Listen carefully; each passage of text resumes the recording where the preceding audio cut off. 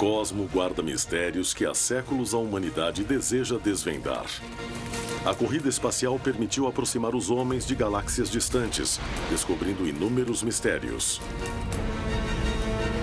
Embora muitos segredos pareçam não ter resposta, sem dúvida, a pergunta que mais desafia a humanidade é saber se estamos sozinhos no universo. E há quem acredite que o fenômeno OVNI pode ser a resposta a essa pergunta.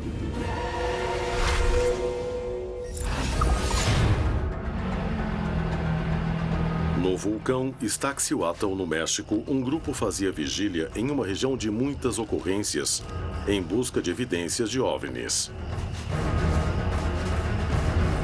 Quando um fenômeno alterou todas as ferramentas que levavam.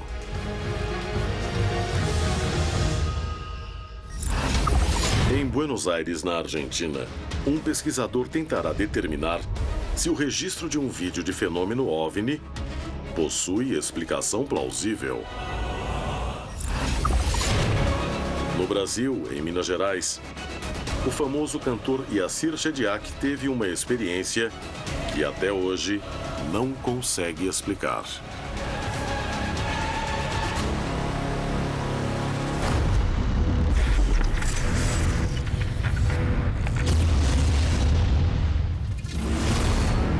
Contato extraterrestre.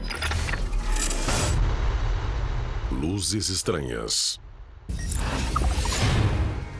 Os OVNIs existem, ou seja, nesse momento não há discussão de que o fenômeno seja real, porque ele é mesmo. A definição de OVNI é objeto voador não identificado. Muitas pessoas pensam que quando alguém fala de OVNI, fala automaticamente de uma nave extraterrestre, e não é isso.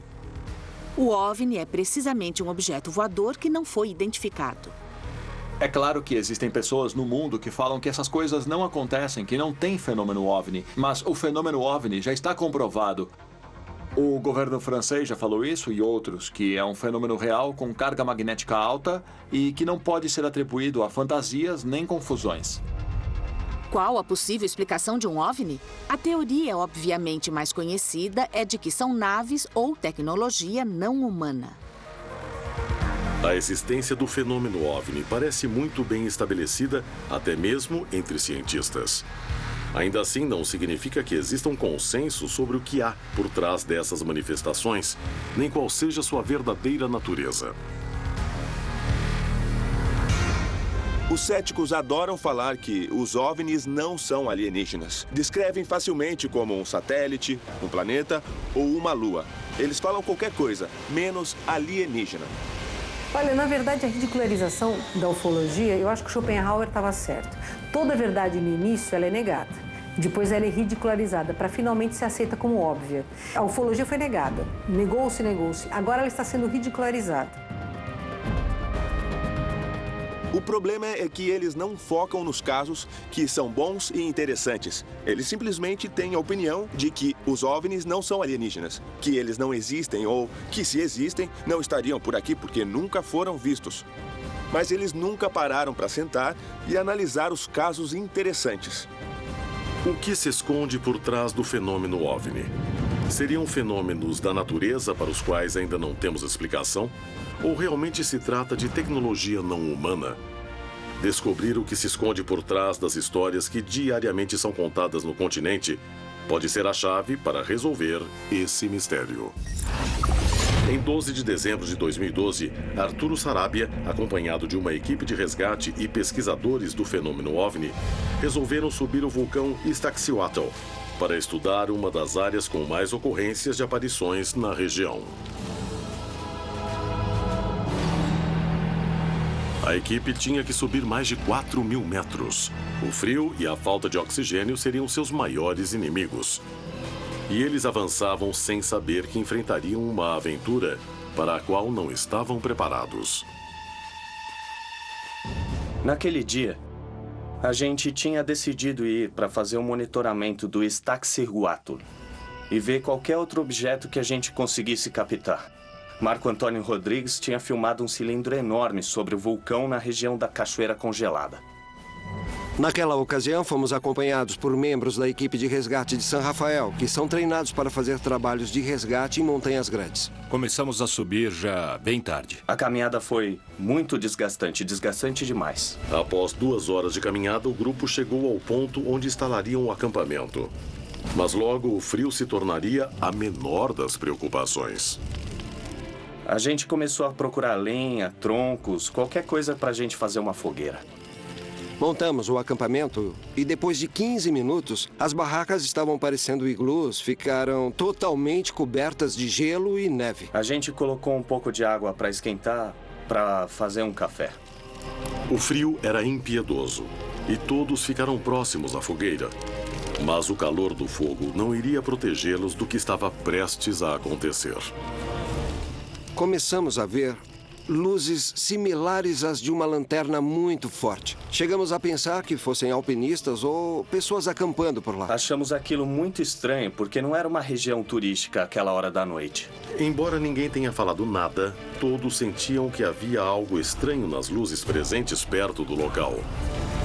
As luzes não pareciam ser de uma fogueira, não pareciam porque eram muito intensas. A gente não via o brilho normal de uma fogueira. Era simplesmente um ponto de luz. As luzes continuavam ali e a equipe de resgate não conseguia entender o que era. A surpresa da equipe de resgate foi que elas não tinham registro da presença de nenhuma pessoa que estava na montanha. As luzes começaram a mostrar um comportamento cada vez mais estranho. As luzes acendiam e ficavam fixas. De repente apagavam. Acendiam de novo e depois apagavam. E ficou nessa sequência como se estivessem fazendo sinais para nós. É claro que todo mundo tinha lanterna. E a gente tentava fazer sinais com elas. E aí parecia que elas respondiam. Respondiam para as luzes que a gente jogava.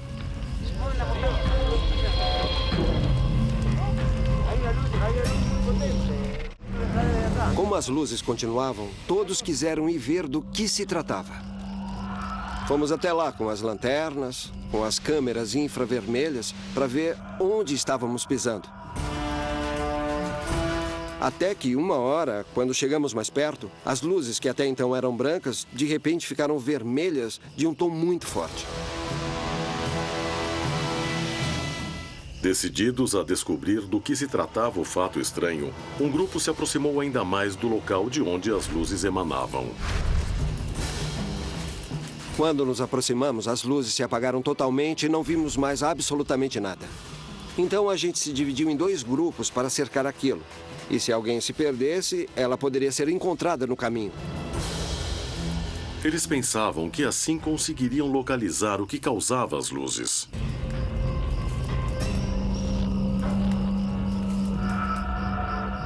Nós nos reencontramos e não conseguimos ver ninguém que tivesse passado por lá. Não havia vestígios de que alguém tivesse estado ali. Não havia nenhuma marca de pegada. Quando é uma área muito úmida, é bem fácil ficar em marcas dos pés ou de calçados.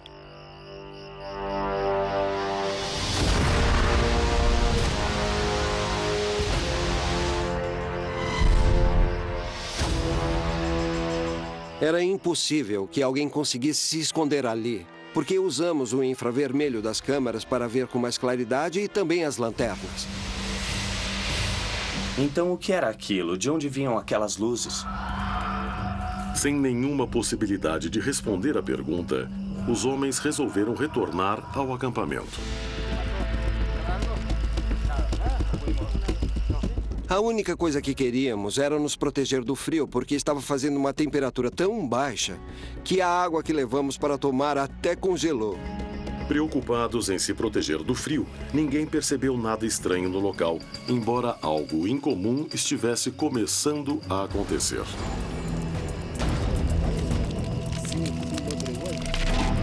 As câmeras foram colocadas ao redor do acampamento caso alguma coisa aparecesse. Estávamos lá conversando e, de repente, vocês ouviram isso? Ouviram?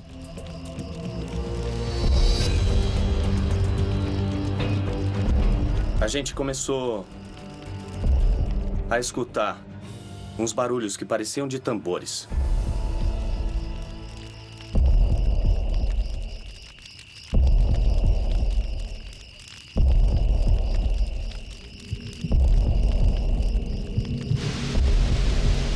Fazia bum, bum, bum, bum, bum, bum. Era um barulho de tambores a 4.000 metros de altitude, sem sinal de uma fonte real de onde vinha.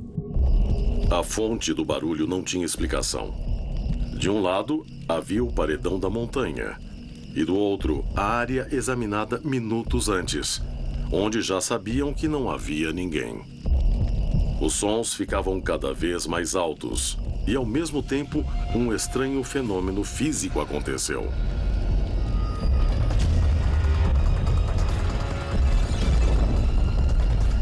Ao mesmo tempo em que aquilo acontecia, vimos que as bússolas analógicas rodavam sem parar feito loucas. Elas não detectavam o norte magnético. Os dispositivos digitais, que funcionavam como bússolas, como detectores de campos eletromagnéticos, travaram. Eles mostravam uma mensagem que mencionava uma interferência eletromagnética. Pensamos que fôssemos presenciar alguma coisa, que algo fosse aparecer de repente. O grupo percebeu que alguma coisa realmente estranha estava acontecendo e começou a se preparar para o pior. Em muitos dos casos registrados no continente, testemunhas afirmam ter visto luzes incomuns, mesmo que nem sempre consigam captar o que se esconde por trás delas. Mas um caso registrado na Argentina pode ajudar a revelar esse mistério. Em Buenos Aires, em 2013, uma equipe de pesquisa do fenômeno OVNI registrou em vídeo uma luz estranha. O caso chegou até Sebastián Escobar, pesquisador desse tipo de evento. Ele tentará provar se existe alguma explicação conhecida para o que aconteceu. Sebastián Escobar se reúne com Pablo Cano, especialista em imagens. Ambos analisam o vídeo e tentam descobrir qual pode ser a origem da luz.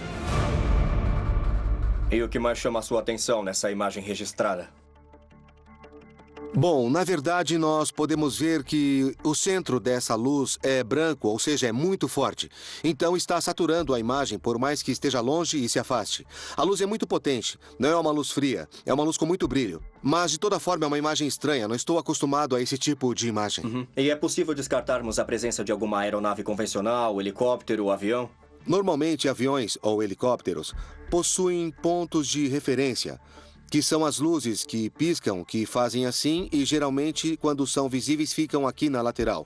Sendo assim, isso descarta que é um avião. Nesse caso, está totalmente descartado, porque não há pontos de referência. O céu está na linha do horizonte, não está? Às vezes, os fenômenos de luzes incomuns no campo não significam que estão no ar. Às vezes, estão em terra e são espontâneos. Não vemos um deslocamento nem na horizontal, nem na esquerda ou direita, nem vertical, nem de cima para baixo. Observe que quando ele diminui o zoom, bem nessa hora, agora sim você vai ver a referência do carro. Sei. É muito estranho. E o que poderia ser a origem dessa luz? Qual objeto poderia ser que emitiu essa luz tão potente, estranha e branca que mencionou? Bom, essa é a questão. Não é possível determinar, mas evidentemente é uma luz muito forte, incomum. Eu não estou habituado a ver esses pontos de luz no campo. É uma luz que se comporta de modo meio estranho. Precisamos fazer mais testes. Mais testes, com toda certeza. O analista de imagens descarta que a luz seja de uma aeronave conhecida e não consegue identificar qual poderia ser sua origem. Sebastián realizará testes colocando alguns objetos no ar para tentar gerar o mesmo tipo de imagem. Teria sido algo conhecido ou realmente foi um OVNI?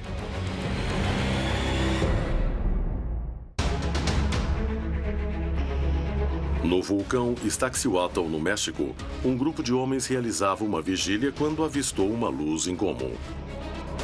Quando procuraram sua origem, ela desapareceu. Minutos depois, os equipamentos que levavam começaram a falhar, apontando alterações surpreendentes.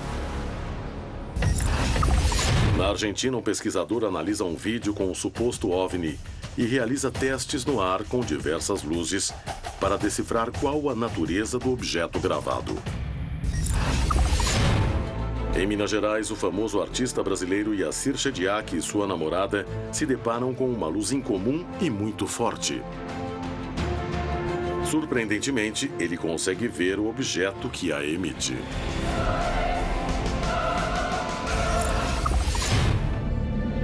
Em 12 de dezembro de 2012, Arturo Sarabia, uma equipe de resgate e pesquisadores do fenômeno OVNI estavam no vulcão Iztaccíhuatl. Eles queriam estudar de perto uma das áreas com mais ocorrências de aparições de todo o continente. Poucos minutos depois de chegarem, viram luzes incomuns no local. Imediatamente, um barulho estranho invadiu o lugar e não sabiam o que era. E deu uma espécie de pânico em todo o mundo, porque não sabíamos o que estava acontecendo. Fomos para tentar gravar objetos voadores não identificados e nos deparamos com aquela situação. Então começamos a entrar em uma paranoia. Principalmente depois que um dos colegas falou: "O que estou fazendo aqui?" Se falou isso é porque estava com medo. Todos estávamos tentando apoiá-lo. Falávamos: "Estamos juntos, não se preocupa. Subimos juntos e desceremos juntos." Aos poucos, conseguiram recuperar a calma e chegaram à conclusão de que era melhor tentar descobrir de onde vinha o barulho. Começamos a ir até onde ficavam as árvores com as câmeras. Todos tinham uma câmera. E alguns levavam uma lanterna para ver o que havia atrás das árvores. Não vimos nada, não conseguimos gravar nenhum áudio. Foi muito estranho, porque todos nós ouvíamos e era bem alto, mas nenhum dispositivo captou aquilo. E depois de uns 20, 25 minutos, o barulho parou. E daí não escutamos absolutamente nada. Nervosos, os homens permaneceram em vigília constante até o sol nascer. Mas a montanha guardava mais surpresas para eles. E vimos que passou uma coisa, um objeto, também por cima das árvores, no meio do mato, e alguns minutos depois, passou outro. No primeiro, eu até tentei, mas não consegui gravar. E daí eu vi o segundo e gritei: "Olha outro lá!" E aí eu peguei a câmera e esse sim eu gravei. O segundo dá pra ver bem, dá pra ver uma esfera passando por trás das árvores.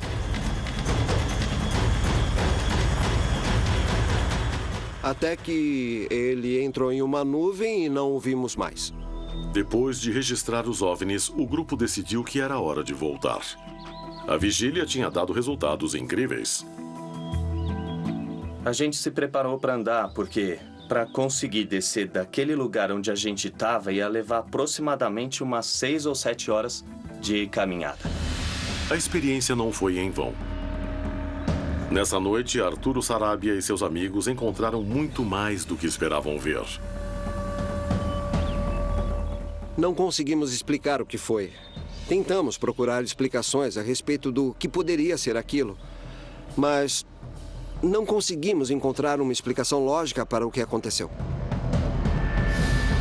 Os acontecimentos de 12 de dezembro de 2012, ao lado de outros fenômenos ocorridos no local, deram ânimo para o grupo de Sarabia continuar investigando até encontrar uma resposta para os fenômenos estranhos que aconteciam no vulcão.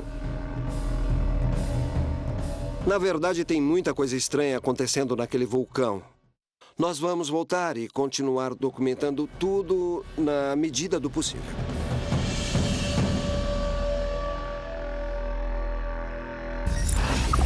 Sarabia não é o único investigador do fenômeno OVNI disposto a ir até as últimas consequências para encontrar uma explicação a essas manifestações estranhas. O acompanhamento e estudo desses casos tem levado a possibilidades assombrosas que continuam em debate. Em 1958, veio à tona uma teoria sobre a possibilidade de que o fenômeno OVNI não ocorria ao acaso. Eles poderiam estar organizados ao redor de um eixo traçado originalmente na França, que logo foi ampliado. Será que existem áreas mais propensas? Como devem ser interpretadas? A famosa linha Bashona-Vichy, ou Bavik, como foi chamada na época, é uma linha que atravessava justamente duas cidades francesas nas famosas aparições de 1954. Bom, as linhas de Bavik, ou pelo menos aqui desse lado do mundo, elas são conhecidas como ortotênicas. São as linhas, são os caminhos por onde constantemente é possível ver atravessando objetos voadores não identificados. E quando essa linha foi esticada, de uma forma imaginária, até outros países, encontraram uma grande quantidade de casos, então disseram que poderia ser uma espécie de corredor. Então nós tivemos uma onda UFO grande aqui na América Latina, começando em Ponta Porã, indo até Recife, atravessando o oceano e entrando pela Europa, em que você teve, no mesmo período, ondas UFOs com muitos avistamentos, e ela está exatamente num ponto onde você tem catedrais, grandes monumentos, grandes acontecimentos da humanidade. O interessante nisso é que alguns investigadores da República Mexicana na década de 60, como Pedro Ferris Santa Cruz, nas décadas de 60 e de 70, pegaram este mesmo modelo e aplicaram no México. E o que surgiu de interessante foi que essas linhas existiam, mas entre zonas arqueológicas. Em algumas regiões, estas linhas se juntam e formam vórtices, centros de energia. E também dizem que no México, em regiões especiais como Tepoztlán e Morelos, onde se diz que 7 linhas-lei se cruzam por lá. Isso significa que nossos ancestrais podiam sentir melhor esses locais de poder do que sentimos hoje e que utilizaram como locais de adoração, locais de sacrifícios e também de rituais? As linhas ortotênicas são linhas de fundamental importância no planeta, porque talvez aí residam pontos vitais do próprio planeta, da própria Mãe Terra. São linhas que talvez os extraterrestres seguiem para manter contato conosco. E são nesses tipos de linhas que as pessoas dizem ter mais atividade de OVNIs. Será que isso acontece porque os OVNIs, de alguma forma, conhecem essas linhas? Eu não acho estranho que essas correntes de energia existam e que cruzam nosso planeta e que também esses artefatos se guiem por elas, porque dizem que eles seguem as linhas-lei. Ou será que existem causas para isso que a ciência ainda não compreende, mas que não são alienígenas, digamos que tem a ver com forças geológicas da Terra, talvez plasma atmosférico, o campo magnético, um fenômeno que a ciência ainda não compreende por completo? Existem mesmo essas linhas imaginárias onde ocorrem mais aparições? Ou seriam fenômenos naturais que ainda não possuem explicação? Todas essas coisas são possíveis, mas se são paranormais ou apenas uma parte normal da natureza que ainda não entendemos, isso ainda não está confirmado. O mistério sobre o que há por trás do fenômeno OVNI desafia pesquisadores e cientistas do mundo inteiro. Descobrir a origem dessas presenças estranhas poderia nos revelar muito sobre manifestações naturais? Ou, por acaso, permitirá descobrir se a Terra é o único planeta com vida inteligente no universo? Em 2013, um grupo de investigadores do fenômeno OVNI captou uma luz estranha que foi gravada com equipamento de alta definição, com um bom zoom. Sebastián Escobar analisa o caso e procura estabelecer qual pode ser a origem. Um analista de imagens eliminou a possibilidade de ser uma aeronave conhecida. Escobar realizará uma série de provas para buscar uma explicação e determinar se foi um OVNI ou algo conhecido.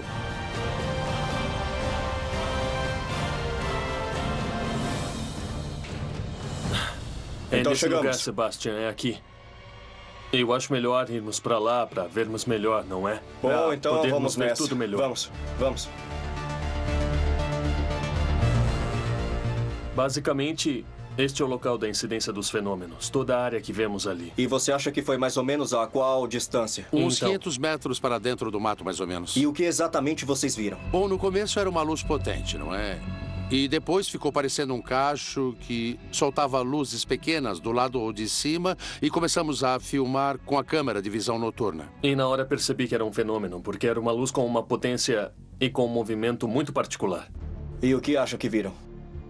Bom, inicialmente descartamos todo tipo de fenômeno terrestre ou qualquer tipo de objeto que voa pelo campo à noite. Era um campo ionizado que gerava um fluxo luminoso. Era uma luz que parecia líquida, entende? Uma energia que apresentava um giro permanente e uma rotação contrária ao sentido horário.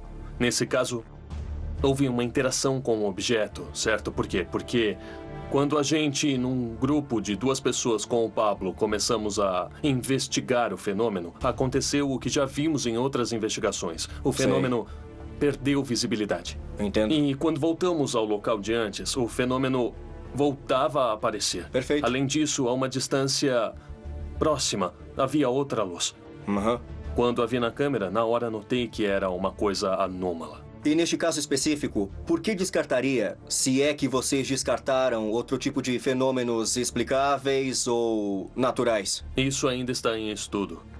A interação que houve com este fenômeno luminoso, a forma como se manifestaram, triangular, em uma aparição de 3 fenômenos equidistantes, foi um fator indicador interessante, ao menos para nós. E a interação que teve parecia com a de outros casos. Para descobrir o que as câmeras gravaram, o pesquisador lança objetos para o céu. O primeiro deles é um helicóptero drone com luzes potentes. Este experimento simples servirá para estabelecer como a câmera registra luzes diferentes. Poderia se tratar de um fenômeno similar? Depois de gravar o drone com diferentes qualidades de vídeo, fazem o teste com um sinalizador. A potência desta luz servirá para comparar com o que a equipe de Christian Soldano registrou.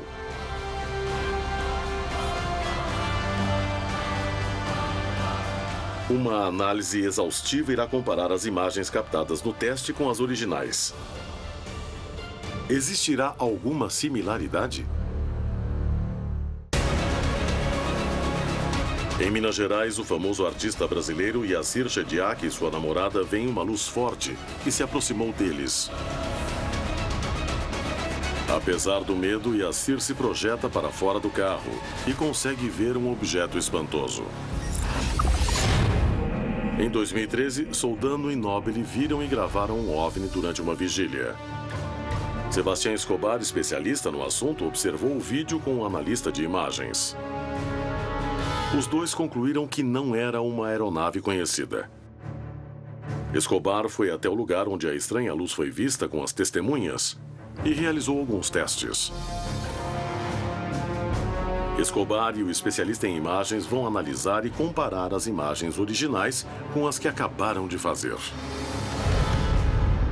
Pablo, eu trouxe as provas que fiz e gostaria que víssemos juntos para ver se o que o Christian filmou em comparação às outras provas são parecidas ou não. Os testes que fiz foram filmados com câmeras diferentes, com resoluções distintas.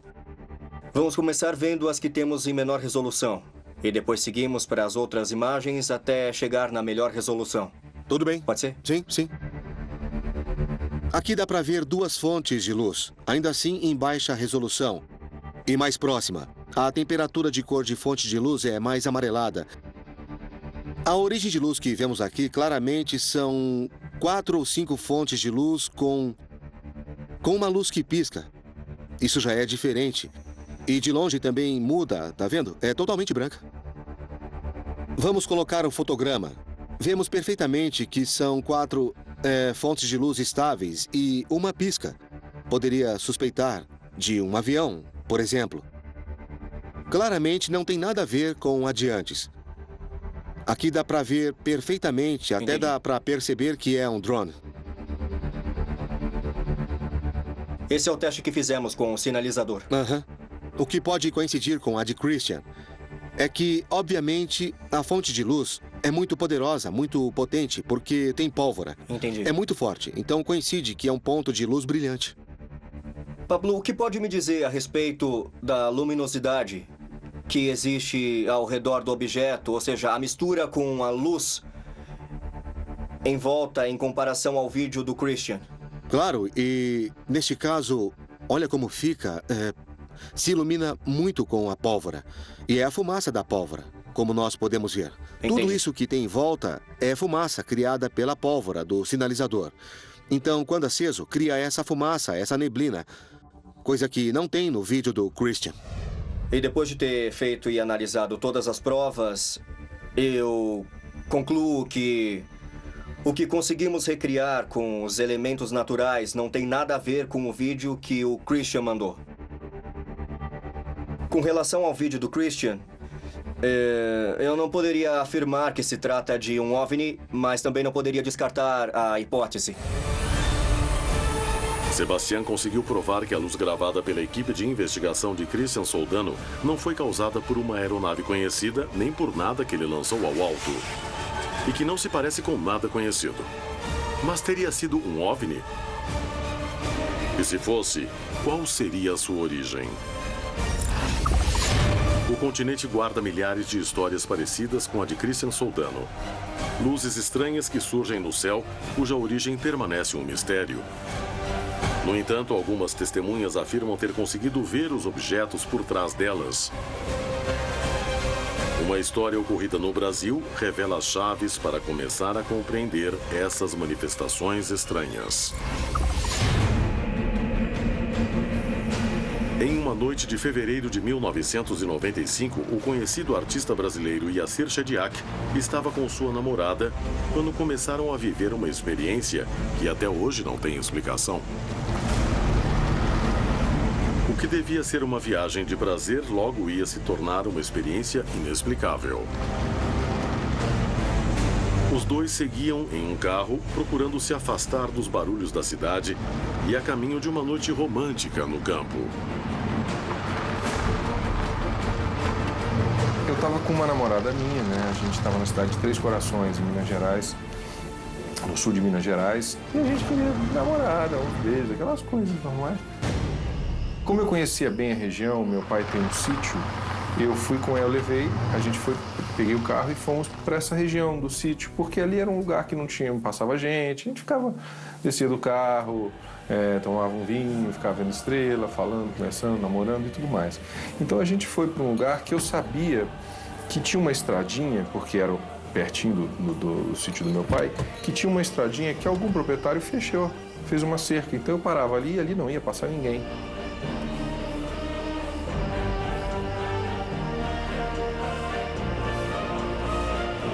Nenhum dos dois podia imaginar que a paisagem ia mudar drasticamente e que cada minuto que passavam naquele lugar os deixava à mercê de algo que nunca poderiam explicar.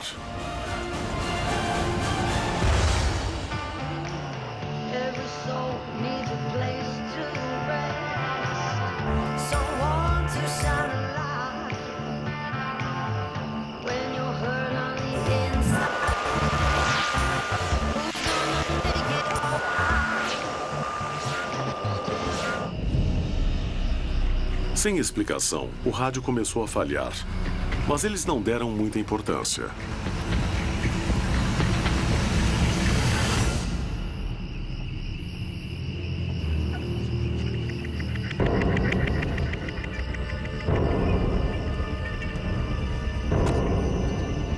E a gente ficou ali dentro do carro, conversando, namorando, tomando um vinho, ouvindo música, batendo papos, beijando, etc e tal.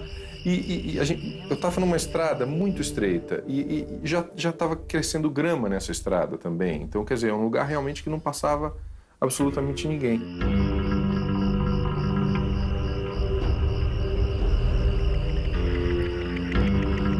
Então, a gente estava ali dentro do carro, de repente aconteceu um clarão, uma luz muito forte, esverdeada.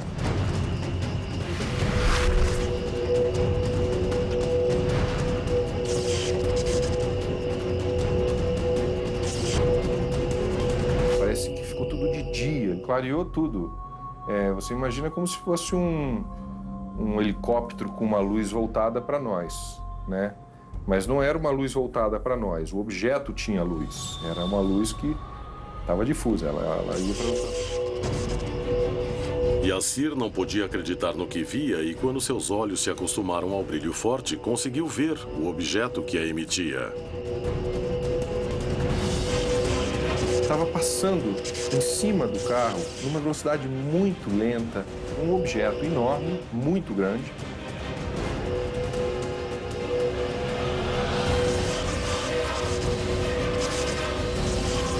A luz se aproximava cada vez mais do carro. E os dois estavam sozinhos, no meio do nada, sem saber como reagir diante da situação.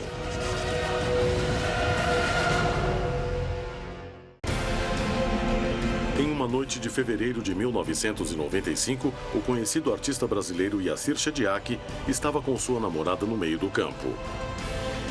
Durante um encontro romântico, uma luz estranha apareceu no lugar e passou bem perto deles. Tanto que, quase 20 anos depois, ele lembra como era o objeto que a emitia.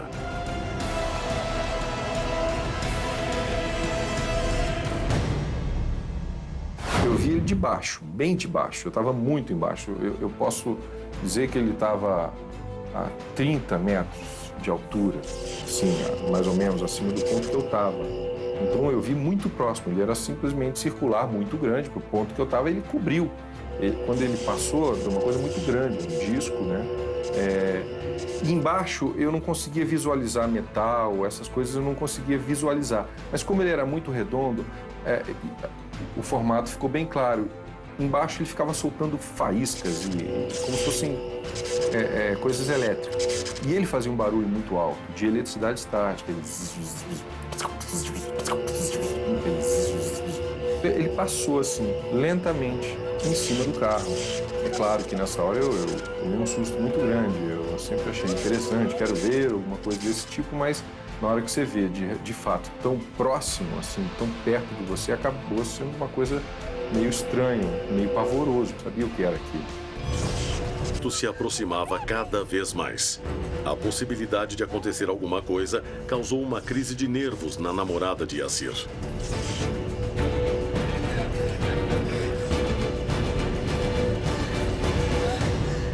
Ela entrou em pânico. Eu lembro que ela ficou muito nervosa. Eu sei que ela gritou, falou: o que é isso? O que é isso? A luz estranha estava quase em cima deles. Yassir sentia fascinação e pânico ao mesmo tempo. Sabia que era uma testemunha privilegiada de um fenômeno único, mas algo o impediu de ir além. Por que eu não saí do carro? Porque eu acho que o medo foi maior. Né? Você está num lugar totalmente escuro e fica inseguro. Foi uma sensação de insegurança. Diante da situação de perigo, Yassir optou por continuar no carro, observando o objeto que lentamente começou a se distanciar.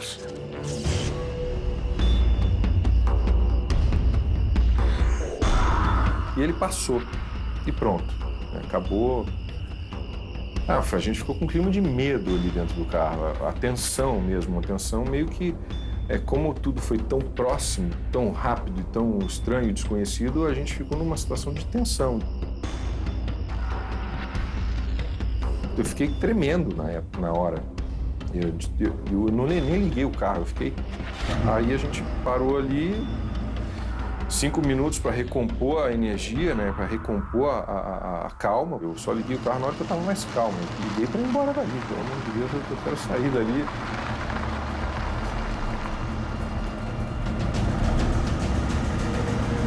Só vai que volta e eu não sei o que é. A gente não sabe o que é. Experiências como a de Yassir poderiam ser a pista para chegarmos mais perto de resolver esse grande mistério que desafia a humanidade há milênios.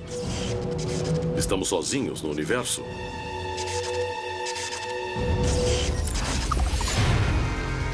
O argumento cético afirma que o fenômeno OVNI pode ser explicado como ufologia não humana. Segundo essa ideia, as distâncias do espaço são tão grandes que seria impossível para qualquer espécie conseguir atravessá-las. Os céticos vão tentar dizer uma coisa porque não querem que vejamos o que realmente importa. O porquê disso? Eu não sei porque os céticos querem dizer no que acreditar. Como cientistas, e muitos deles são cientistas de verdade, deveriam saber que eles não sabem de tudo. O argumento mais comum é que não se pode ir tão longe. Isso é tão simplório quanto dizer que o tempo necessário para dar a volta na Terra é o mesmo que Fernão de Magalhães levou em 1523. O barco dele levou navio. Levou 3 anos. A estação espacial faz isso em 19 minutos. Se um cientista diz que sabe de tudo, isso é um problema. E muitos céticos sabem, sem nenhuma dúvida, que os OVNIs não são alienígenas. E eu tenho um grande problema com isso. A ciência é constantemente reescrita. Então nós não sabemos realmente o que é um fato científico. A resposta para a questão da distância, a resposta simples é depende. Estamos falando de um foguete químico? Isso é ridículo, é claro que não. A pergunta geral é: qual a história de interação entre extraterrestres e humanos? Eu não tenho dúvida de que extraterrestres interagem com a raça humana há muito tempo.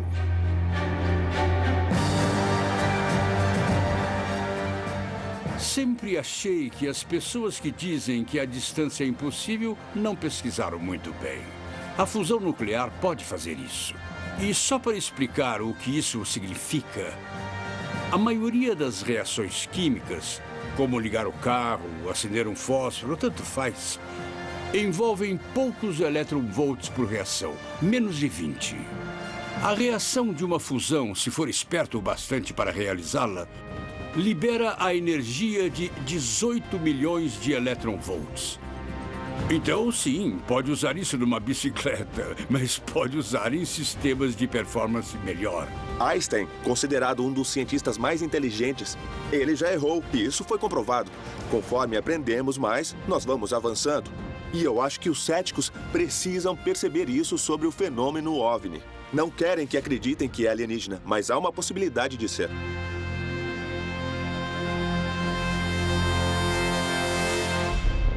Os avanços científicos criaram tecnologias que há apenas um século pareciam impossíveis.